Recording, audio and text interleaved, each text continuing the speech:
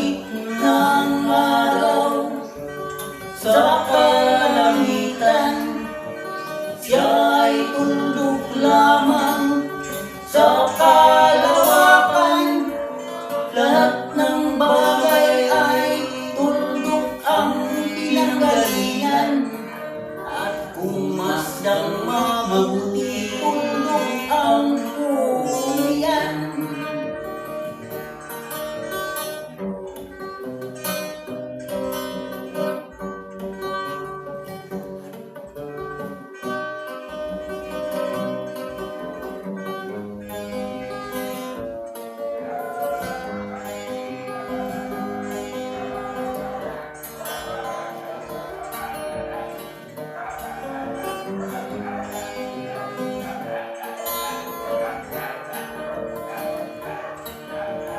Tingnan mong mabuti ang isang katauhan.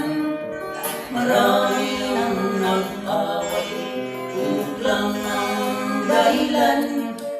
Sa aking nakita, ako'y natatawa lang.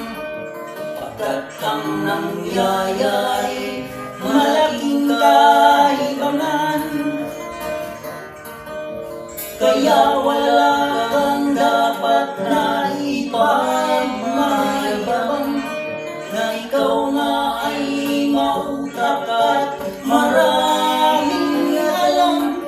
Dahil kung susuriin at ating isipin, katulad ng lahat, ikaw ay tundok rin.